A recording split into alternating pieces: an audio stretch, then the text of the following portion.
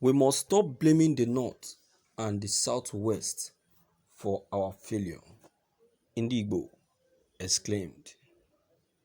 Igbos, we must stop shouting marginalization, blaming North and Southwest for our woes.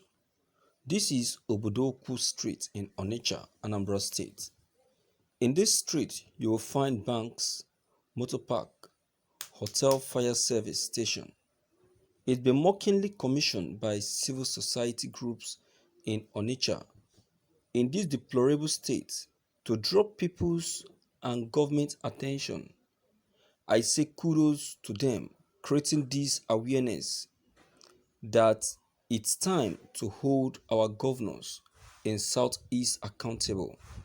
We must stop shouting marginalization, blaming North and Southwest for our woes. Those marginalizing us are our brother politicians. None of the states and Southeast states have been denied federal allocations. But yet, this is the state of roads in most cities in Southeast, from Aba to Umuahia, Owerri to Onitsha, etc. Except for Abakaliki and Enugu, the roads in other cities are all in deplorable conditions. It's sad. It's high time we start holding our past and present leaders accountable. Thank you for listening to this news.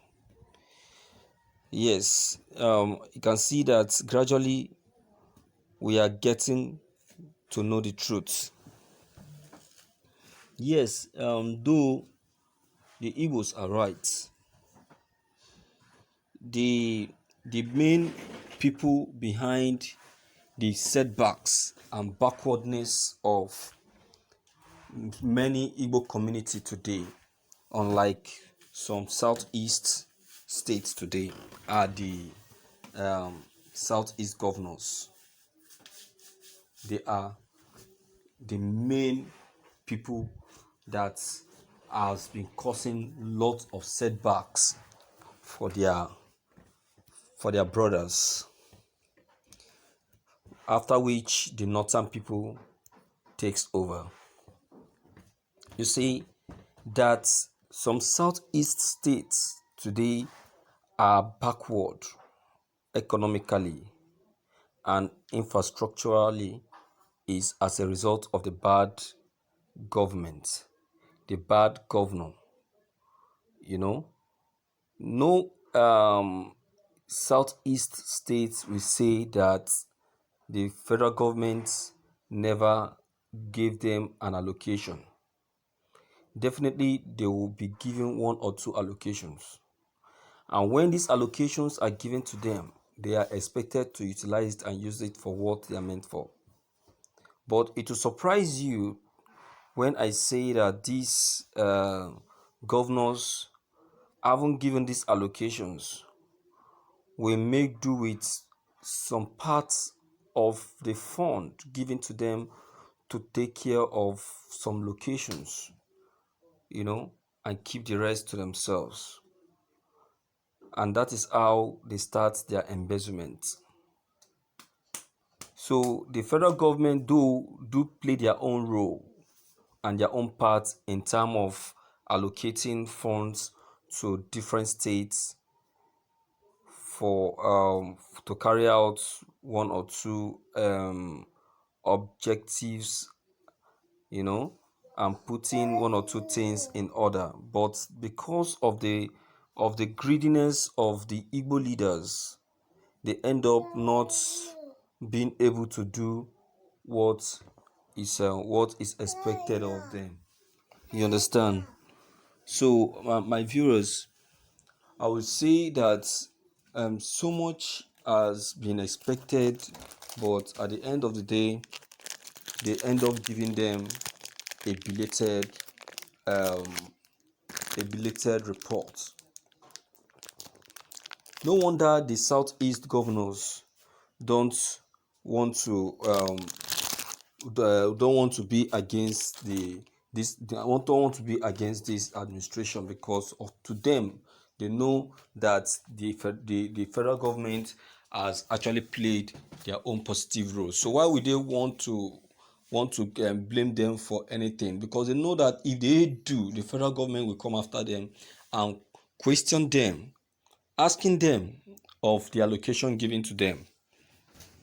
You understand? But gradually, their sins will be brought to book. Their sins will be brought to book. They are claiming to be smart and to be wise, but unknown to them that the people they are ruling are more smarter and wiser than them. The world are watching them. The world are watching them. Look at Oji Uzokalo.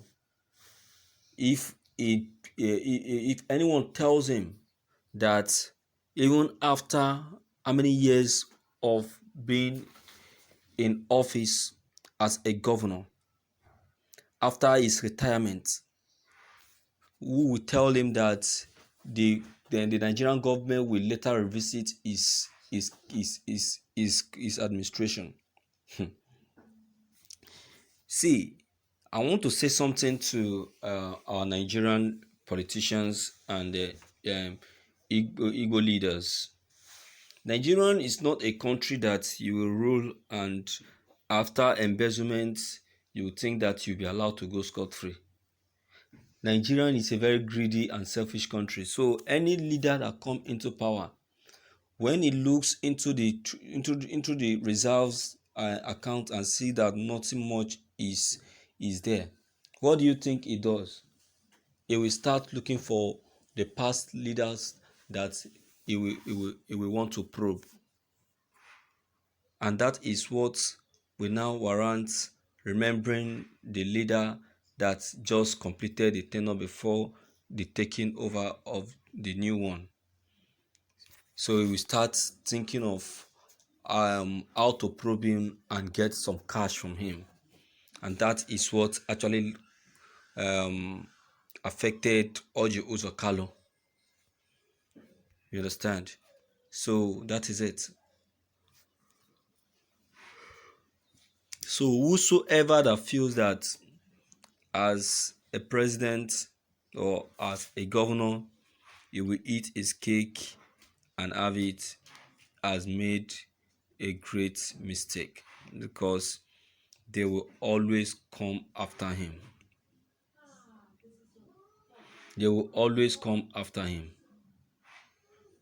So my viewers, without any missing word, permit me to say that we are seriously in a very corrupt and um, biased administration, and this administration is set to bring every embezzlers to book. Like seriously. So I will say that our Igbo leaders are the one killing us using this administration, killing us using their using their selfish and greedy administration, killing us and extorting from us. So what are we to say about this? Where do we think that we are heading to despite all of these things? So I will say that Igbo are very much right by that statement. Yes, we will blame the Northerners, but we don't need to leave all the blame on them, because our Igbo leaders also have part of the blames to share, because they equally share from the blame. You understand? So my viewers, please, I would like you to please don't forget to leave your own comments concerning this news. Click on the subscription buttons as well as the bell buttons to get updated whenever we upload any new videos. Thank you.